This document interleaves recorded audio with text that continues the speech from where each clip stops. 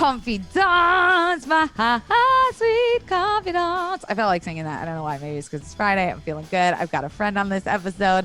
Welcome to the podcast where we're absolutely sure we don't know everything. I'm your host, Darragh, and you know this podcast, baby. We're here to talk about things we are unsure of, that we question, life's journey, life's purpose. But this is a very fun episode for me, not only because this is my friend, but because I think your journey is so fun and interesting to talk about. And it's so unique to like the experience of people our age, but also not that crazy when you like learn more about what you do. Okay, enough being ambiguous. I have got Matthew Francis, famous chef, producer. You're a fucking author of a YA novel, and you are on this season of Hell's Kitchen's Young Guns. Matthew Francis, my friend, thanks for being here. I'm so happy to be here and to talk shit with you and just have a good time. Now, we know each other from the BuzzFeed days. You are famous in my mind for making over 100. I mean, I don't even know how many videos you made for Tasty, but for those who aren't like immediately clicking, Tasty are those videos you see online where it's like top down in someone's hands making a bunch of stuff. And like, what were the stats? Like 1 in 3 people in the world have seen a fucking Tasty video. Like aliens have seen Tasty videos, I think. Yeah, it was like 1 in 3 when I was there. I'm sure now it's like every single person. Human being and every aliens. Organism, specimen. It's, billions. And like, the videos I made at the time had millions of views. And now I'm sure it's like, I can't even, so it's like, it's just beyond. I'm happy I was there for while I was there. Yes. I learned so much and it was great. Yeah. So that's how we met. And I just remember being like, oh, I remember when you came in, it was a big deal because you were a fucking chef. Like you had gone to some fancy school, which I know because I'm obsessed with the book Kitchen Confidential, Anthony Bourdain's book, and he talks about CIA because I remember being like, what? He went to the CIA? And it was like, no, it's the Culinary Institute of America, which in y'all's world is a huge fucking deal. Like you went to the Harvard of cooking school in America, right? Yeah, basically. I mean, people may debate certain things, but it's like a real college. I get a real degree, and it's also like one of the best culinary schools. And it was my dream school as a kid. And so when I finally got in and I got to go, and it was like beyond all I ever could have imagined, and I met friends that like had the same passion as me for the first time. It was really, really beautiful. And like, I'm grateful that my college experience was like everything I could have ever wanted and more. So. Yeah. I mean, it's definitely not a typical college experience. Like we're not talking about like fraternity and football games. We're talking about like foie gras and like fancy feasting. I don't know. I was trying to make it all F's there. But like you went to the Harvard of cooking schools and then you went to like the Harvard of digital companies. Like you've remained, oh man, there's going to be so many food puns. I was going to say you've been like in the filet mignon of your life for a very long time. And now you're a contestant on Hell's Kitchen, which like we'll get into, but I want to rewind a little bit and talk about like how you even got into food and cooking and ending up at a dream school like the CIA. Well, for me, my family always really loved cooking growing up. Like my dad did more of like the savory things, like grilling and made dinners, and my mom loves to bake. And so we were just always around food as a kid. Aww. And I probably ate way too much food, because I used to. Yeah, exactly. And I ended up, when I was young, I was around like 310 pounds. Like I was like really pretty hefty, and that's because I was eating good food all the time. My family didn't care that we ate a lot, and I would always watch like food TV. So it was just like all over. And also I was like in the closet when I was young. So I think maybe it's some emotional eating. But then, later in life, like when I came out and I lost some weight, I realized that I still love food, and I always have and always wanted to be a chef. So CIA was always like the dream school. The first time I heard about it when I was like I was watching Iron Chef America when I was like 7 or 8, and they said CIA, and I was like a school for ninjas. Like, and I was like, and then I like looked it up, and so that was always my dream school all throughout like high school, and that was my goal, was to get good grades and get good scholarships to get to CIA. And what's really fascinating though is like.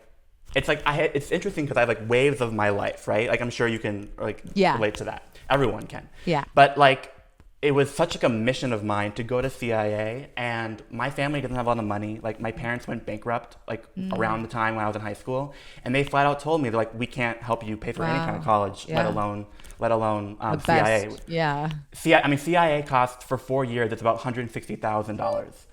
Yeah. So but I was like, I'm going, and so I applied for every scholarship under the sun. I did cooking competitions, I did recipe contests, and so when I went to CIA, like I earned a lot of scholarships. Long story short, I earned about $175,000 to pay for all of school. And I made a little bit of a profit off of college, which is like, I know, not relatable. Hysterical. No, I mean, you have a viral, like a semi-viral video of like going to college, CIA, debt-free, and you bring up a lot of like the systemic issues, but you seem to have tackled the issue before it became an issue. Like knowing what you wanted to do and having such a set goal. I mean, that's pretty rare to have that when you are so young. Well, thanks. And like, I think having the goal from a young age was helpful, and then also the fear of like death. Like I know everyone has that, and now looking back, it feels I'm really proud of what I did, and it feels cool. But at the time, I was like, oh my god, I just like can't be like my parents. Like I can't have debt, and but basically like so James Beard Foundation, you may have heard of that. Yes, but tell for the listeners who aren't like obsessed foodies like us. So well, the James you're a chef. I'm a food. Sorry to bring you way down to my fucking level, but. For people who don't know. if people watch Hell's Kitchen, they might not think I'm the chef anymore. We'll see. Please. So James Beard Foundation is like the Oscars of food. Basically, they're a gala that was, organization that was set up after James Beard, who was like a food writer, a food like TV personality, and he kind of created what American cuisine is as today. Wow. And so he's like huge, and they always have, every year there's like an award show where they give out the best awards in food, just like the Oscars or Emmys, whatever. And they also have like a scholarship program, and so I'm very heavily involved with them. I really love James Beard, and growing up, like I idolized James Beard and the organization as well. And when I was a senior in high school and I was applying for like little local scholarships and stuff, there was one rare scholarship that popped up, which they never had it before, they never offered it again, and it was like the Elks Family Scholarship, and it was $42,000, and they offered one in the world.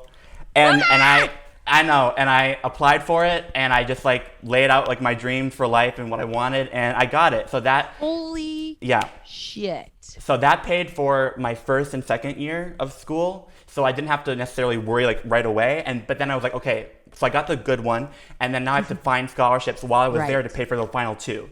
Wow. So like I got some local ones from like my hometown, and then while I was at CIA, I was like continually making videos to apply for things. That's how I learned how to make video, and that's how I would make recipe contests, and I would like compete. So like I went to the Super Bowl when I was oh my god. Like me and my friend Cullen did like a competition where we had to make like PepsiCo game day grub match food, and so you had to like compete. Anne Burrell was like the judge for it. Wow. And she came to CIA. They filmed it. I was like 19.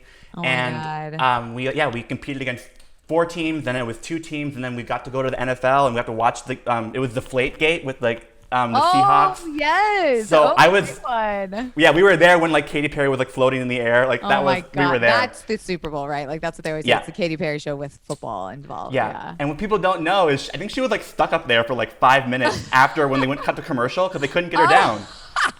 See, this is all the behind the scenes things that you only learn from you. But it was like a scholarship money too. So me and my friend Cullen, who was my best friend, we won like $5,000 for school. And so I did like 5 competitions like that, and that all ended up paying for school, which I'm so grateful for. And that cushion that I got of a little bit extra money allowed me to not have any debt, which I'm so grateful for. Yeah. And then it gave me the freedom to be able to say, yes, maybe I will take that job and go to BuzzFeed, because I couldn't have afforded anything if I hadn't had that. And so it just gave me a little bit of a cushion to feel confident enough to say yes when BuzzFeed offered me the job. That's so funny because like I remember it being that it was a big deal that we got like professional chefs. Like I remember it was not the other way around. Like, wow, BuzzFeed's offering you a job. We were like, ooh, we got people like they got the white coat and the hat. Like this is a big deal. They're coming to like make real food, because I made a fucking Tasty video before Tasty was Tasty, right? Like Yeah. I didn't fucking know. Like if I go back and watch that now, it probably looks disgusting and awful. But like the same people who kind of like help launch Tasty were the people giving me notes to be like, oh, you need to brighten this. Like food looks better when it's clean, blah, blah, blah, blah, blah. So I remember it was a very big deal that you guys were coming in to like buff us up and make us legit. And then coming from CIA was even a bigger deal. But like, I have to like my only knowledge of CIA comes from Kitchen Confidential. And it sounds like if you could imagine like Hogwarts for cooking, like it is no fuck around. Like you are getting the training of a lifetime. Like I know Bourdain dropped out, I think like, didn't you drop out like 3 weeks before he was supposed to graduate? Yeah, it was a little bit early, but he got what he needed. He got the experience, but like it truly sounds like fucking hell to be in culinary school, and then it seems like even fucking more hell to go into being a chef, and it seems like even fucking more hell to be in the restaurant management business. Why the fuck would you like why the fuck would anybody, you have to be a specific type of person to like, you get the idea from those movies, right? Like the chef films and things where like you kind of got to be a little fucked up and super into cocaine and kind of an asshole, but like you're not that, I mean, I don't know if you do cocaine, but you're a very nice person. Like you're very together, and like, I mean, you are definitely to me someone who has perfectionism tendencies, but I don't know if they're like debilitating to you, but like talk to me about being that kind of person that would ever dare get into this business. Well, I would say, like many people as a kid, like you see it on TV or you go to a restaurant and you're like so wowed by the food that you think it's not as hard watching it, right? And you it's really romanticized in media. It's just cooking. And you're like, oh yeah, I cook at home. I can cook in a restaurant, right? But no, it's very, very different. And so going to CIA, of course, was very hard. And you're right, it really was like the Hogwarts of school, of like culinary school. And one day I want to make like a show about CIA. And like, why is that not out there already? I don't know. I'm one day, because I'm going to make it. That's why. Right. But okay, I heard it here first. I want to narrate like a narrative, like actual characters when they go to. Because it's like beautiful. We have a big, great hall that's like the Hogwarts. It looks like a castle. Yes, and it's like it's a whole other world where like you have like cooking classes and you also have academic classes, but it's like you do? Really, yes, it's so basically I'll get into what you're saying soon, but yeah, it's like basically you have your cooking classes and you have academic classes. So like let's say you're math. Yes, so we had college comp, writing, we had math. I took a reading film course. Oh so my basically, God. it's like you have like, so in the morning you're either AM or PM. And if you're AM, you get up at like 3 AM. You go in to do like, and you do like your lunch shift, and you cook until like maybe 1 PM, and then you're like done. But then you have like one class in the PM. So like it might be like your calculus class or whatever, or like managerial accounting. Because we have I have a real bachelor's degree, so you have to have like the courses for a bachelor's degree as well. Right. Holy shit! This is crack cocaine college. Like yes, this and so does not seem normal. If you went to like and you had a PM class, you would do class in the morning. Like you take like college comp in the morning, or business managerial accounting or history class in the morning, and then you'd go in at like 2 PM and go to like 9 PM. And that's like they're prepping you for the real world of being a chef, because if you look at any chef's schedule, these people don't sleep. Exactly. I don't know how you have time to have a life. Yeah, but at the same time, it's like we were all in it together, and it was like you're like in the war zone. So like it was an experience, and I have so many friends that wish they could go back. I'm happy where I am in life, but it was such a beautiful experience. That's so amazing. As for the craziness, so you do feel like you're in a restaurant there, and they basically say that they could condense like 10 years of working in restaurants down to only like 2 years of schooling, right? Because that's what you're like into, and you do cuisines of Asia, cuisines of the Mediterranean, my God, all different cuisines from around the world. Yeah, it's amazing. But then when you go into like restaurants, it's like the same thing, just it's like your real job where you're getting paid for it, and people can get angry at you more than you can in like school. So I worked in different restaurants. I worked in Seattle, Washington. I worked in Cape Cod, like Provincetown, the gay resort town. Yes, amazing. And so I had some real life experience, but from my time at CIA and from that, I learned that I don't necessarily want to be a restaurant chef, right? And I'm glad I learned that lesson young, because there's plenty of people who like they go to school and then they imagine it's going to be romanticized, and then they go to a real restaurant and they're like, oh my god, this is like so much work. I can't handle this. It's so much stress. You don't get paid. You don't get paid a lot. You can like cut your fingers off. You can get burned. So it's awful. But then it's like, it's people who really do love it and are really good. You're like, wow, you know? They're the best in the world. They've become like that. Yeah. And even if they're not famous or they're not like the chefs, like some cooks who are like prep cooks in restaurants are like badass motherfuckers. And they're like, still famous in that world. Yeah. Which like you get the respect the most as being like, you know, the best dishwasher in New York City is like better than any fucking guy in corporate accounting in, you know, America.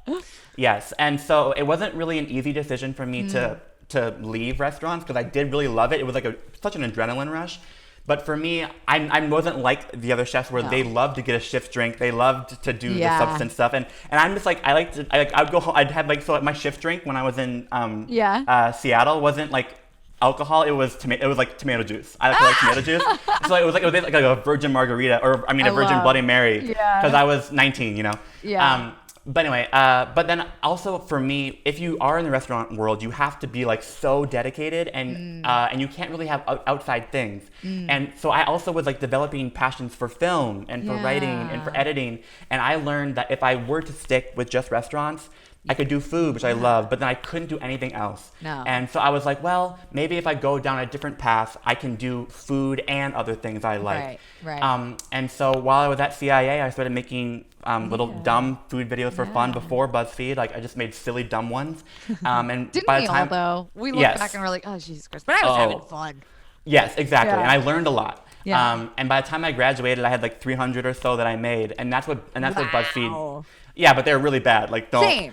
Yeah. But they saw that I had like a stack of videos, and they were like, okay, if this girl's just making dumb videos because she loves it, like she must really love it. And like you combining that with food was like you came at the perfect time. Yeah. Like, so like, BuzzFeed saw them and they're like, hey, we saw your videos. We can teach you how to make better quality videos. But hey, we want a young little like trained restaurant chef. Trained chef. Would you want to come work for us? And that's how BuzzFeed happened. So I graduated in December of 2016, and 2 weeks later I was in LA starting at BuzzFeed. Holy fucking shit!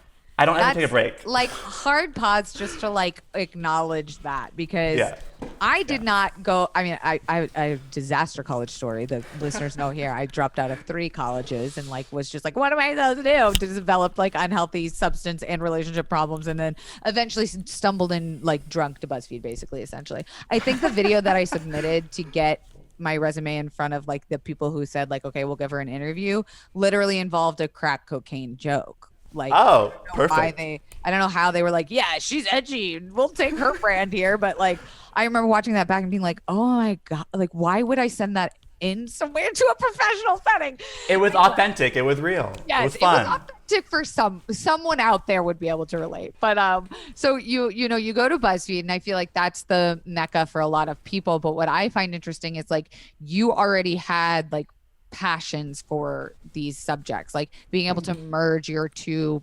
favorite things and get paid for it must have been so amazing. And like I know the ecstasy of BuzzFeed life. Like I know the highs and lows, and I know exactly probably the same experience you had, but you were on a completely different vertical. Like you were just in that food zone, and I'm over here doing like comedy videos. So like what was that like to be in? You're like in the entertainment business, but not really. Like you're in a specific space of entertainment video. So like what was that like for your career journey, I guess? For me, it was perfect, because if I'm being honest, like I would love to one day be influential and be like a great artist to create a lot of things, but I don't want to be like a famous. I don't really care about like me necessarily. So Tasty was perfect because I was able to create art and learn a skill and not have to be on camera all the time. You know, because I'm yeah, exactly. Mostly just my hands. There was a few that I was in, like my face was in, but it wasn't like what was like great about what I was making wasn't my face, and my popularity wasn't tied into me, right? And you know, BuzzFeed can be competitive, and like and so I'm just glad that I was able to learn how to edit professionally, because I knew some things, but like with Premiere and with like professional lights and cameras, and then being able to work with talent, right? So like for a Tasty video, I would direct Nikki for like, her classic family Chinese dish, right? Right. So like I would be able to work with talent, and then it taught me how to direct, how to like do line reading, and how to like all this stuff that I never would have learned if I was just doing it by myself. Right. So I'm very appreciative, and I learned so much, and I wish I could come back and visit, and like, because I'm far away, and I miss all the people. I know. Well, like we're all spread out now. Yeah. I feel like I get to run into BuzzFeed people at like events or birthdays or something. Yeah. It's not like we're all going like hanging out. It was a special time that we were all there. Yeah. But what I think is interesting too about like your trajectory is that you've shown that there's not just one way to be involved with like food, right? Like I think that's what Instagram did for food, like photographers or food. Like, I don't know what to describe people that just go around and taste food and talk about it. But like for a very long time, just wanted to do that. Like travel food critic. I don't know. Yeah. Now they've got like Netflix shows about it and stuff. And I think that that's what's like unique is that you paved your own way and you took a chance on being like, I don't want to just be known for this one thing. I want to, inject my passion and identity into multifaceted parts of the food business. Coffee Dance, before I go any further, I have a lot of stuff going on in my life right now. I mean, we are dealing with a robbery that just happened. We are moving on a very stressful timeline. I'm 2 years sober. My birthday is coming up. I'm turning 31. Oh my God, I'm 21. Wishful thinking. Anyways, guys, life could be just like falling and crumbling apart, but it's not. You want to know why? Because I am using BetterHelp, baby. That's right. I am going to therapy every week. And best of all, you can be joining me, honey. BetterHelp will assess your needs and match you with your own licensed professional therapist. It is available for clients worldwide, and they have licensed professionals who deal with issues like depression, stress, anxiety, relationships, sleeping, trauma, anger, family conflicts, LGBT matters, happy pride, grief, and self-esteem. Sorry, I'm losing my voice. Anything you share is confidential, VIP, super low down, no one's gonna know, and it's convenient, professional, and most importantly, affordable, because y'all know I believe that therapy should be a right, not a privilege. So I want you to start living your happier life today. As a listener, you're going to get 10% off your first month by visiting betterhelp.com/CI. Join over 1 million people, including me, taking charge of their mental health. Again, that's BetterHelp, HELP.com/CI. By the way, did you know that so many people have been using BetterHelp that they're recruiting additional counselors in all 50 states? Ha! And I think that's like, I'm already thinking about all the jobs you could do with having like a film and food background. Like, not just background, but like the two like top fucking places. Like you could go work anywhere you fucking want now. Yeah, and it's pretty cool because like I'm at a really great company now that's huge in its own way. I work at Freshly, and Freshly is like, they make like chef prepared meals that you can like order and like you warm them at home. And it's like, I had Freshly for a long time. Yeah. So it's really good. Not everyone, it's like not for everyone. Different people love certain things. Yeah. But they make millions of meals every single week they send out. So it's like, it's cool to be part of this big and like learn about the whole Yes, because we made the ads for food we were an ad agency basically with creative artistic control. Yeah. But this was like, now we're actually selling products. So I'm like learning all these different things that hopefully I'm planning. It's all coming together one day, Kelsey. Yes. Don't you worry. Well, is Freshly based out of where you are now? Or are you able to do your work kind of anywhere? So Freshly is in Maryland and in New York funny. So they're in New York, Commerce, California, Savage, Maryland, and we're opening one in Georgia, one in Jersey. Oh wow! So they have a lot of because they're doing so much food. They're not a startup anymore. They're because full on. They were invested, so they have much more money now. So they're pretty good. You're like, I'm here now, so duh. Yeah, but actually, what's interesting is, so even though I have I'm helping to build a video system for them, hopefully, but my actual role is I'm an R&D chef. So my actual day job. That means research and development for people who don't know. Yeah, so basically what it is so Freshly sends out millions of meals every single week, and we always have new things on the menu. So me and a group of 8 other chefs, we design the meals that get sent out. So like we like create them. Cool. Yeah. I wonder how long have you been there? Because I wonder. I just stopped my Freshly shit when we moved, so I wonder if I ever got like anything you made. No, I don't. Well, it definitely. So like, and we also planned so far in advance. So the ones I'm developing won't come out probably for like a few months. Oh, okay. And I've been there. I've been here for 4 months now. Okay, then definitely. No, cuspy. Yeah, we just missed each other. But that would have been pretty crazy if I was like, wait a minute, my steak and asparagus last night was you. This reminds me of when I was in DinnerViews. Like, yeah. Well, okay. So I wanna pivot a little bit just to talk about like the Hell's Kitchen experience. Yes. We decided pre-recording we're not going to tell you guys because we want you to watch, obviously, and it's on like Hulu, Pluto. It's on every fucking and Fox, and they put streaming. clips of me messing up on everywhere too. So. Oh my god! Well, like, who has cable? That's our age. Do you have cable? Yeah. No. Okay, exactly. No. So like, go watch it on your fucking YouTube streaming. TV. I do YouTube TV. Oh, okay. There you go. And so obviously everyone wants to know the tea and like what is Gordon Ramsay really like and how did that go? So let's start. Like, how did you get on the show? So I've never watched the show ever in my entire life. That probably would have been a smart thing to do. Matthew, so of course I have to reprimand you. You wait, but like as a Food Network hoe and like you love food shows, you never watched Hell's Kitchen? No, so funny enough, right? Like obviously I've heard of it and I've seen clips, but I've never watched like a full episode ever. Oh my, I'm obsessed. Everyone loves it. Yeah, it's great. Everyone loves it. But you know, as a kid, I loved watching food TV, and I loved Iron Chef America, and I never got into Hell's Kitchen just because I'm a nice guy, and again, we'll talk about it. It's called Hell's Kitchen. I know, so I'm not very smart. No, but you're like, why do I want to stress myself out there? Yeah. Exactly, but so it wasn't for me, and I don't love yelling, and so I was like, you know, I didn't ever really watch it. Yeah. And I know reality TV also is like not really real, especially after what we do. So it wasn't as real to me as other food shows I would have been watching. Sure. And so I didn't apply. I was reached out to be on it. Like I got like a message on like Instagram and email, and basically at the time I didn't know it was Young Guns, but now it makes sense. They wanted young people that were doing different things, right? And so they wanted, you know, okay. They wanted an eclectic mix of experiences and backgrounds. Yeah. So, and they wanted people that seemed young and doing young food things, right? Yeah. So they said, hey, do you want to be on the show? And I said, and this was after I left BuzzFeed, right? So I think if I had a full-time job at the time, I wouldn't have left. Yeah. And I was freelancing in LA, and I was just starting DinnerViews, so I was like doing fun stuff. And at the time, I was like, I thought it was going to be filmed that summer and then released that summer. So I was like, well, you know, like even if I do bad, like maybe a job will come up from that or like some opportunity. I was like, whatever, it'll be fun. I've done competitions before. It's not that hard. But then COVID hit, right? So we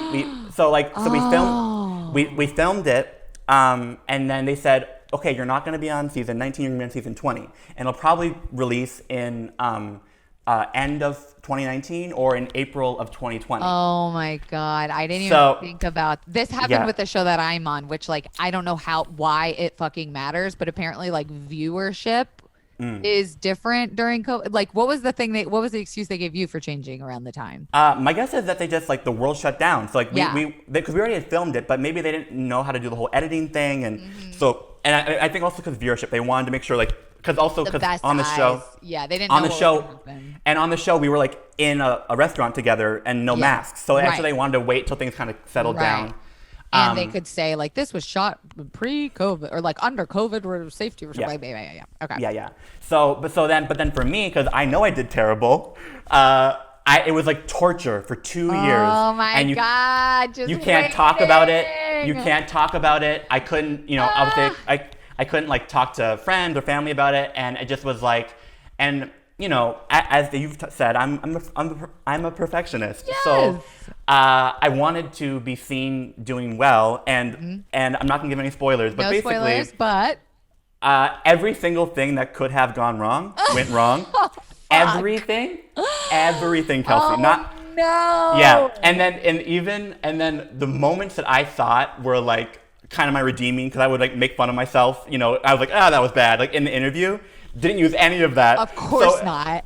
So it just looked like I was like dumb and like did terrible. Oh no! Which like and you're I a know. producer too, so you're like thinking in your head how you would show this character, like your journey, and then to see what you have no control, I'm sure was absolutely torture for you. And like during my interviews, I was like talking to the producers, being like, I know it's and they were like, and it was funny, and I just now, and if I'm being honest, there was many dark days because I was like, I had told one like kind of mentor of mine, and he kind of scared me. He was like, this might ruin your entire career. And I was like, and then so it was important to me so that's why I made sure I put DinnerViews out and wrote my book, because I was like, I love food, and obviously have a job in food, right? And it doesn't, and now that it's like I'm out. I can say I'm out. Yeah, so I'm out. Like, life is fine. There was like some mean comments and some like weird death threat stuff. Death threat stuff. Oh Jesus. I mean, people were really, really, really mean, but I just didn't respond. I blocked comments. You gotta block and delete. And life moves on, and I'm doing great in my life, and what are they doing who are saying mean stuff? So we fucking basement dwellers. Exactly. They're just they're just angry little people. Exactly. And so, and I have a great job at a great food company, and I'm doing what I want. And then what's great was all that pressure of like, I have to create my own whatever. Now I have, 2 seasons of DinnerViews out, and I have a book. And like, so it's like, wow. Say, like in that time, you really, again, it's not surprising to me that you had this incredibly locked, great plan A, just the way that like when you wanted to go to CIA, you were like, I'm going to do everything in my power to make it be so that my future is this. And it doesn't surprise me at all that you created an amazing it's a visual podcast that I was on the 2nd season, DinnerViews, on your YouTube channel. You can check it out below, links, blah, blah, blah, blah, blah. And then you also made a action adventure YA. Yes, PRAX in the Hazardous countdown. Tell me about this. It's stunning, by the way. Thank you. My friend Megan did the work. Well, okay. Holy shit, that thing's thick. Yeah, it's a real ass book. Holy fuck. Yeah. So basically, I had this story in my head since CIA. I was sitting in a really boring economics class at a culinary school. And because of how the schedule is, our academic classes can sometimes be longer. So this economics class was 3 hours long. Oh, no. So I was like kind of falling asleep. But my brain kind of like, I had like a daydream, and I was kind of thinking, and this was like when the 2016 election was happening. So I was kind of like, and everyone was saying those things of like, how are kids in the future going to view this time? Like, be on the right side of history or whatever. And I was sitting in this economics class, and I was like, what would a school be like years from now, centuries from now? And what would kids in that school think about our time? Yeah. And then my brain just like exploded with all these ideas. And so basically the story is about 4 genetically evolved teenagers that go to a school 1,400 years in the future. Wow. Yeah, and it's the school is called the Superior Institute of Young Trioka, and it's this little thing. And it's on the top of, it's like sitting over Lake Superior, which is like where I'm from. Very beautiful. And and there's a ton of action. There's like fighting, and basically like this kid Philo is from our time. And he finds out so he goes to the, I won't say anything, but he goes to that time. And so basically, if I can, so it's 4 genetically evolved teenagers that go to school in the future, and they learn how to become time traveling historical agents. Classic. And his parents were agents, and they were killed on some mission. And he doesn't know that. He's like an orphan. He doesn't know anything. Like a kid in foster care. Yeah. And these kids all live in the future. Right. And then he makes a little, like, so he does like a little thing at school, and he has to like talk about his life, and basically he gets whisked away to the future and has to go to school and learn how to become an agent. This is like a dream. It's like Harry Potter, Hunger Games, like it's very futuristic, like I want to say post-apocalyptic, but I don't know if that's true. But it's like post-apocalyptic. Post-apocalyptic. Because it ends up, because they actually live like in a harmonious future so far, or whatever. It's so death and destruction has already happened. Trump already ruined the world. Got it. Yes, exactly. Literally, exactly. Oh, there you go. But I mean, like that's very up my alley in terms of like the wish fulfillment. Like, who didn't want to go to fucking Hogwarts? Who didn't want to like go compete in the Hunger Games? I mean, maybe not compete. I would rather maybe be like one of the fashionable people, but whatever. That's a thick ass book, and it's one of a series, 6. right? Yes. So when do you have time to be a chef and fucking writing and dinner? Like, what drugs are you on? I'm high on life. I literally do nothing. I know, it's so lame. I mean, I don't have a huge social life, but same though. Like this is the most I've talked to someone all week. Yeah. But yeah, so yeah, there's gonna be 6 books, and there's tons of food in it, obviously. So like this kid, his mother is a chef, and she's like in the book, and she works at the school. She's like the cafeteria lady, basically. Great. And there's lots of food in it because for me. So I wrote it because I wanted to create a story that I was inspired by, and it's like a mixture of all my favorite stories. So Harry Potter, Hunger Games, Avatar: Last Airbender, all the things that I loved. I didn't, obviously I didn't copy them, but like all the things that I was inspired by. Of course. Yeah, and I put it all into one thing, added food. It's from my home state. It's like you made a recipe. You made a meal of your favorite dishes. Yes, and then like my long-term goal is to make sure all the books are published, and then I've been talking with Nikki. I'm trying to like get inspiration on how I then pitch to studios, all that stuff. Yeah. And then for me, if it ever does become successful one day, I can make restaurants or I can make recipe videos from the book, right? That's so cool. I'm trying to tie it all together.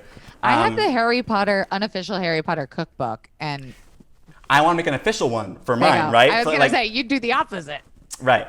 That's amazing. And I could see like a studio picks it up, and then you get like a little corner in Universal where it's like your food section, and it's just, you got the ride and everything. There's restaurants, there's like restaurants and little cafes and stuff in the book. So it's like, I thought about all those things because for me, I was like, I try to be really business, BuzzFeed, you're very data oriented and like, and I love business and everything. Yeah. So I was like, as I was writing the book, I was like, how can I jam pack in creative moments, like quotable moments that will like people will put on T-shirts, and how can I make visual, beautiful like locations that could be made into sets, that could be made into restaurants, and like all these things that I want to. Yeah, I want to like have it be as real as possible when you're reading it, so you can see it come to life. Either in an animation or real life or whatever. I could totally see it as animated, and like total inside baseball, like side chat. Like you should be hitting the animation game hard right now because animation is like getting picked up left and right. Help me! I'm trying to figure this stuff out by myself. I don't know how to do it. I need to read the book. I need to buy it. It's on Amazon, right? Amazon, some select bookstores, but Amazon's easiest for right now. I'm doing it all myself. I'm always like, fuck Jeff Bezos, but like, buy my book on Amazon and it's gonna like help your mental health. I never got to we're almost wrapped up, which fucking, I can't believe how fast this went. It's also just like good to catch up with a friend. But I want to ask, like, how does being gay tie into the world of culinary arts? Because I feel like it's one of those things where people don't talk about it, but like there's been queer people cooking forever since the beginning of time.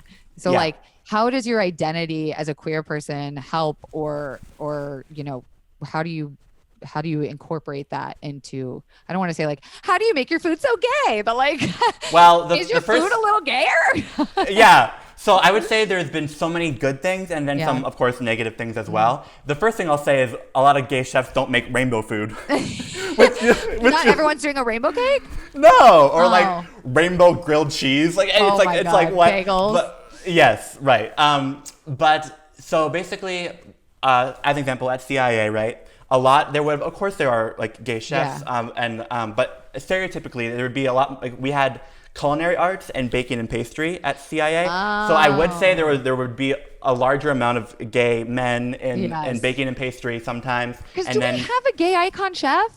Kat Cora, Anne Burrell. Are they all lesbians? Yeah. Mm-hmm. Do we have like a male gay icon chef? I'm trying. That's why I was asking. I was like, who? Ted Allen from Chopped. He is. I feel like a lot of the judges and critics, but okay. Yeah, I'm sure there's more. Sometimes I'm too involved in my own world. I don't always. I'm not a big groupie. I should know. Again, so Gordon Ramsay, like everyone loves him. I was very. You were like. Ambivalent. I was like, you're being mean to me. But so was he as mean as everyone thinks, or was it just a camera thing? Because he's really nice, I've heard. In real life, I'm sure outside the show he's great. It was hell full hell the entire time for me. But I didn't do well, so he had right to be bad at me. He had to beat him up. Okay. It was just too much. It was too stressful, and I prefer taking my time and doing things well. We had no time, too many cameras, too much yelling. Everything's on fire. Yeah. But whatever. I'm lucky that I have You could walk away with all your fingers. Thank God. Okay. Barely, you know. Barely. But at least I had other, you know, if I had only done that and there was no other like food videos of me, like thank God right. So thank God I have other things to show I can actually cook, you know. Yeah, amen.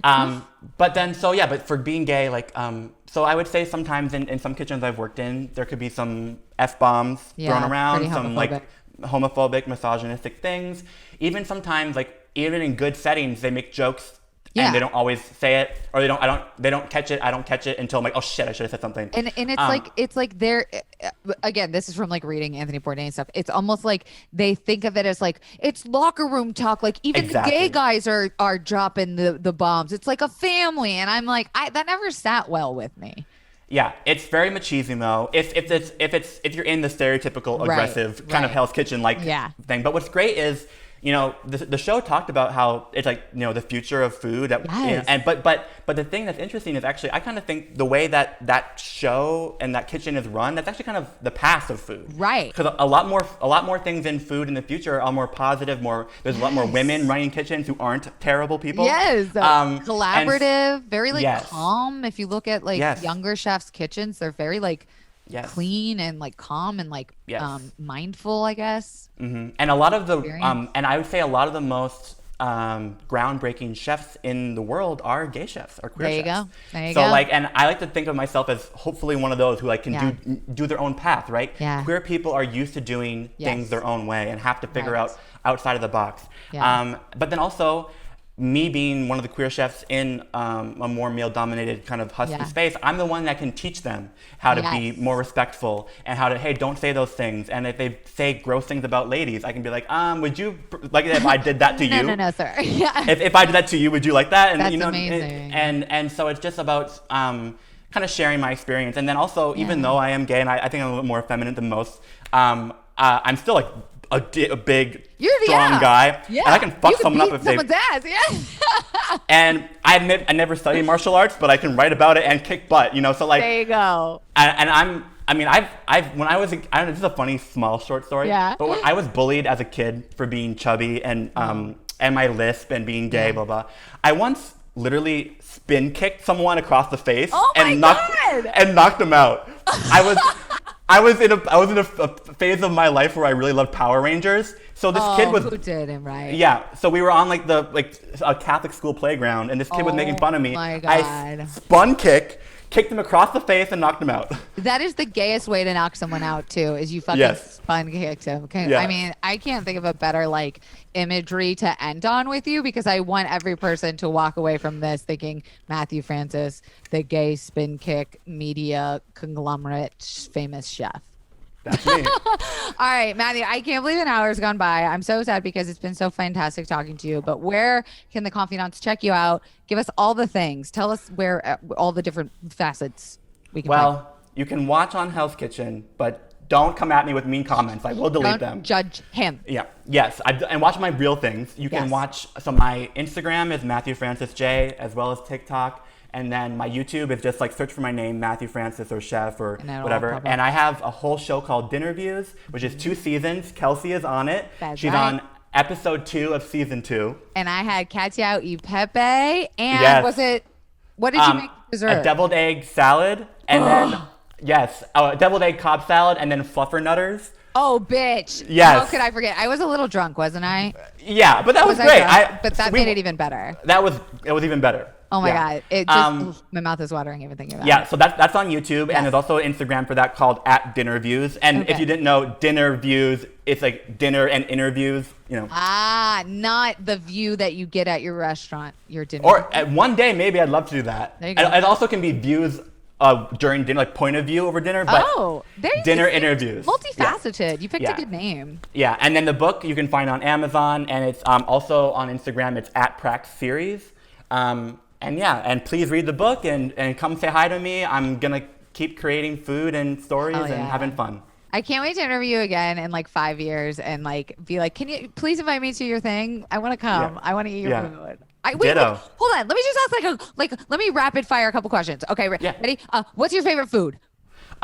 Korean bossam and kimchi. Oh my, that was like amazing. What's your favorite cuisine to cook? I'd say Mediterranean and Korean. Ooh, okay. Is a hot dog a sandwich? Yes. Oh, that was really controversial. Okay. You're spinning two plates, and one has a cake on it, and one has a bundt cake. Which one are you letting fall to the ground? Both. I hate cake. Oh my God, you I, hate cake? I want the savory. Oh my God. Okay. Salt or pepper? Salt. Okay, that's all I can think of. Great. I was like, wait, we just had a whole food podcast. I didn't ask you anything about like your food preferences. Jesus Christ. Well, there we go. We had a fun little game here. Confidants, please go check out Matthew's stuff. He's so great, such a inspiration, like really hardworking, such a great role model, and just someone who you should like have in your feed anyway. So please go check him out, and don't forget to rate this podcast 5 stars. If it's not 5 stars, please don't rate it at all because I'm very sensitive. Speaking of being sensitive, the merch is out. Get your I'm Sensitive merch. Get the book. Get Matthew's book. We're 2 authors here just hanging out, talking food stuff. And we will see you next week. Thanks, Matthew. Woo, bye-bye.